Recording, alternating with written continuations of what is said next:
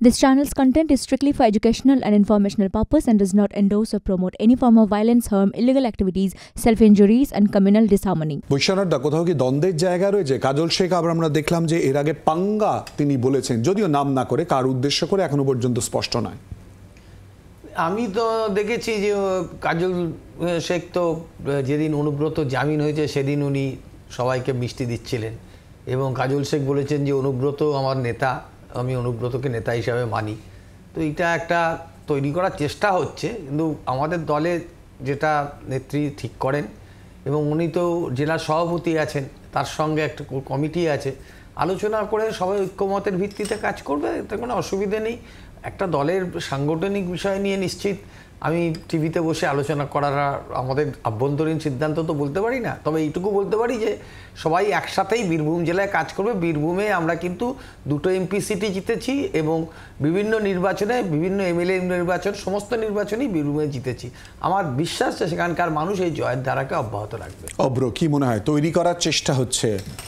দেখুন, তৃণমূল 58 সেকেন্ড বলতে পেরেছে, আমি একদম স্টপ ওয়াচ একদম করলাম, আমি আশা করবো আমি সেই সময়টা পাবো।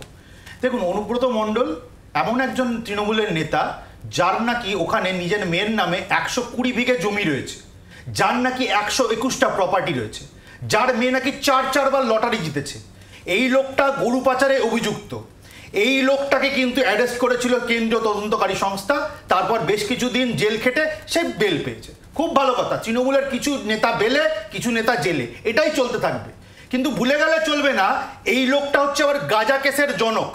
কতজনকে যে গাঁজা কেস দিয়ে এ মিথ্যে মামলায় আমাদের রাজ্যে জেল কাটিয়েছে, এটা কিন্তু হিসেব করে বলা যাবে না।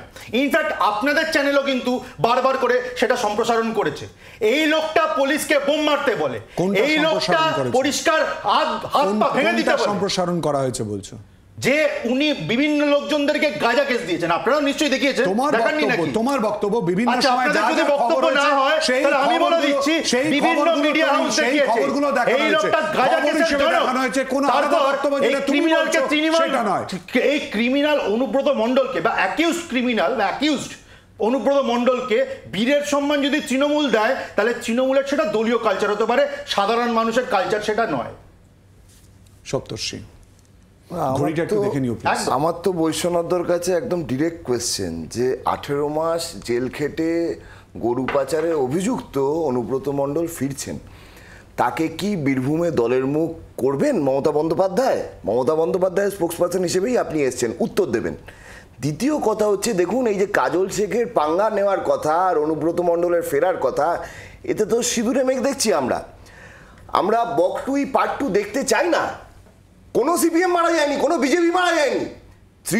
তৃণমূলের মারামারিতে 10 জন মানুষ প্রাণহানি হয়েছিল, 4টে বাড়ি পুড়েছিল দাউ দাউ করে তৃণমূলের গোষ্ঠীদ্বন্দ্বতে। সুতরাং সেইটার কি পার্ট 2 হবে? Gangs of Wasseypur, gangs of Birbhum, Kajal Sheikh versus Anubrata Mondal. Mamata বন্দ্যোপাধ্যায়ের প্রতিনিধি আজকের এই শোতে কি বলেন আমি শুনতে চাই।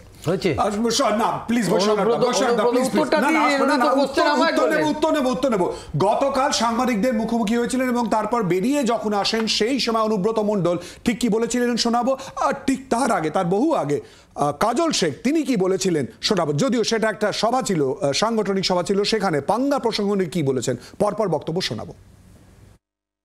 আমি এমন কিছু অন্যায় করেছিলাম ঈশ্বরের কাছে, তার পাপ শাস্তি পেয়েছি, সবাই মিলে একসঙ্গে চলো, কেউ ভেদাভেদ করো না। মুখ্যমন্ত্রীর নির্দেশ, অভিষেকের নির্দেশ, সবাই মিলে শান্তি বজায় রাখো। বীরভূম জেলা, ওয়েস্ট বেঙ্গল, যে যেখানে আছে সবাই।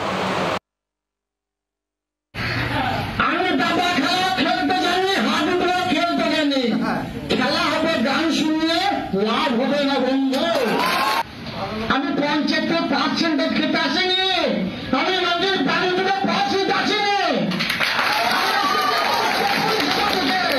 নিজের জায়গা জোর করে দখল করতে আসিনি, আমি আবার বলছি, অনেক ঘাটের জল কিন্তু পেতে আছে।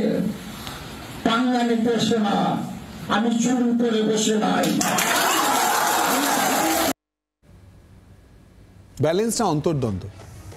আপনি তো উনি আমাদেরকে প্রশ্ন করেছেন, প্রশ্নটার উত্তরটা আমার দিতে হবে। আমাদের দলের সাংগঠনিক কি সিদ্ধান্ত নেব সেটা ওনারা ঠিক করে দেবেন, এটা তো হতে পারে না।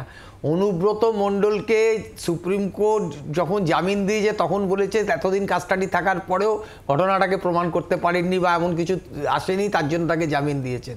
দ্বিতীয় কথা, আমাদের দলে অনুব্রতর সাথে কাজলের সম্পর্ক ভালো না খারাপ সেটা আমরা দলের মধ্যে বিবেচনা করছি। আপনি কোথায় অনুব্রতর নাম করে কোথাও এক লাইনও বলেছেন? এবার যদি এরা মনে করে আমরা জিতছি, সেখানে এমপিতে জিতলাম, এমএলএ জিতলাম, পঞ্চায়েতে জিতলাম, মানুষ আমাদের সমর্থন করলো, এদেরকে সব শূন্য করে দিয়েছে, তারপরেও এরা বলবে যে আমাদের দলের মধ্যে ঝগড়া আছে। উনি সুশান্ত ঘোষের কথাটা বলছেন না কেন? সুশান্ত ঘোষের যে ভিডিওটা সবাই টেতে দেখেছে, অ্যান্ড্রয়েড ফোনের মধ্যে দিয়ে যেটা ছড়িয়ে পড়েছে, সুশান্ত ঘোষকে কেন সরালেন? ওনারা উত্তর দিতে পারবেন? বাংলার আওয়াজ, বাঙালির আবেগ, জি 24 ঘন্টা।